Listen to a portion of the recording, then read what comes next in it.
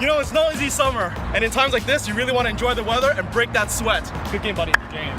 Hungry? Let's get some food. I got the thing just for you, man, and I'm gonna take you right there. Here we are, slurping it up with Tim. At our favorite ramen store here, Kington. Woo! Let's do it.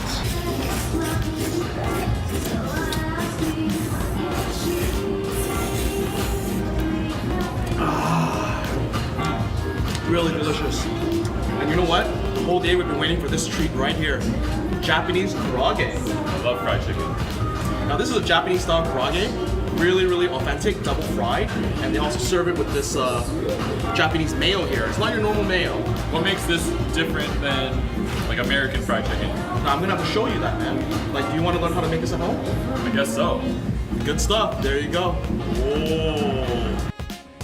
Hirimahase! Which means? Welcome, and it's a greeting that they say in all the ramen and Japanese sushi houses all over the world. So tonight we're making something crispy, delicious, and definitely Asian. It's good to be back for another episode of Laws of Life. Let's get down to business.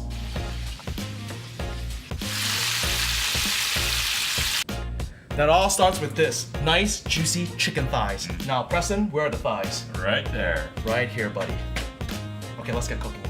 Do it. Let's get serious. Now, we're not using chicken breasts or usually chicken drumsticks because chicken breasts usually dry out. So thighs are known to be more of the juicy part of making fried chicken.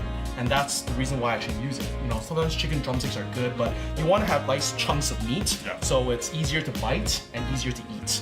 So, I don't know, you're from the South, right? Aren't you, Preston? I have family down in the south, and my granny taught me how to do a little fried chicken. The secret ingredient there is using buttermilk. Ah, so buttermilk actually tenderizes the meat. In Southern cooking, they use other spices like paprika, onion powder, garlic powder, stuff like that. Now, there's different types of fried chicken in Asia. I mean, in Singapore, Malaysian fried chicken or Singapore fried chicken, they're marinated, sorry. Oof, we're getting really excited here. Marinated in like tamarind, curry powder, chilies, a whole bunch of spices. It's really delicious. And for Korean fried chicken in South Korea, they usually double fry it. They usually sometimes even marinate it in some gochujang or some spice mix or maybe some soy garlic marinade. It really tastes good.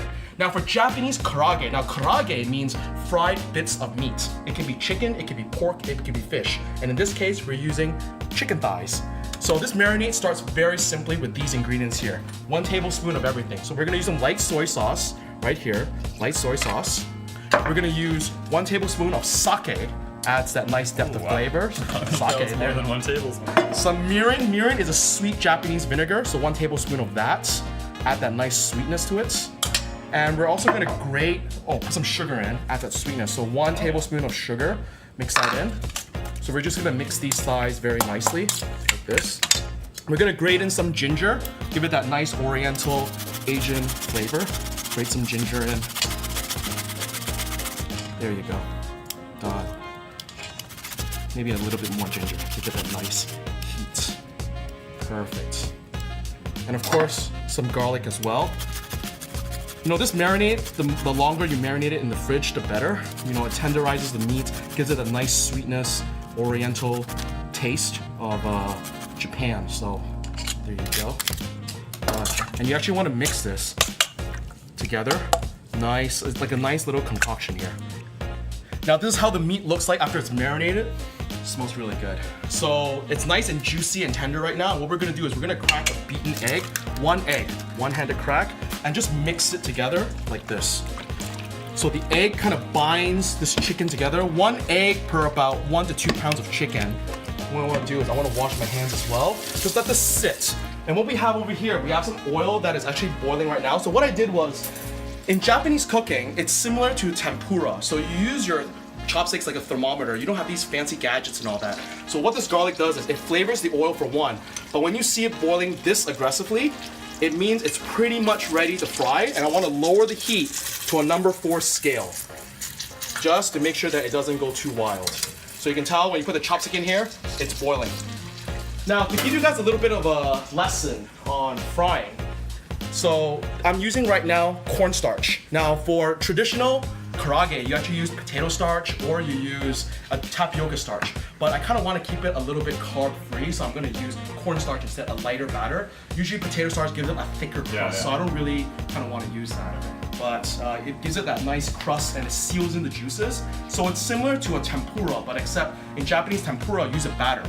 This one, we're not going to be a wet batter, it's going to be a dry flour dredge. Batter, okay. So we're going to start dredging it. So right now we're dredging the marinated chicken thighs in cornstarch, as you can see. Nicely coating it. Beautiful.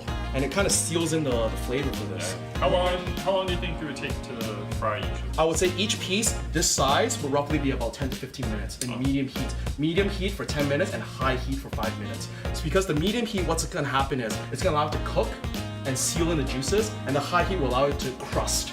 So you want it to be crusty and crunchy outside, and then nice and juicy inside. You don't. If you have high heat the whole time, it's actually gonna dry out the meat. So on medium heat, like a scale 4, 4 and 5 for like 10 minutes, and then a high 7, 8 for 5 minutes. What we're gonna do, we're gonna deep fry this right now. You can see the oil is nice and hot right now. Scale 4, I'm gonna go it in.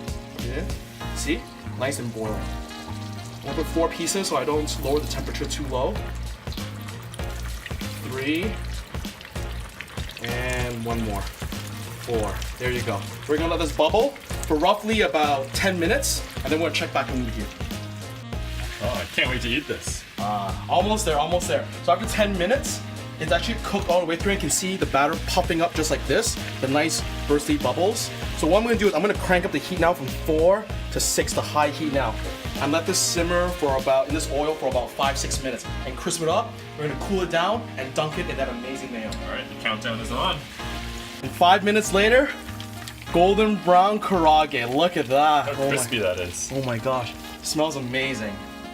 Now I know you want to eat this really bad, but we're gonna have to let this cool down. What? How long? 5 minutes, let it cool down, let the juices inside redistribute, and then we're gonna have some nice crispy karaage. I can't wait to cut open this. Look at that.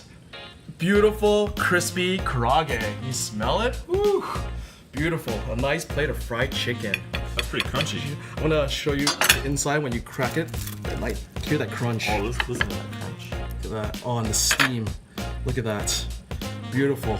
You know what? We're not gonna go the dipping yet. Let's try it by itself. Cheers. Oh yeah.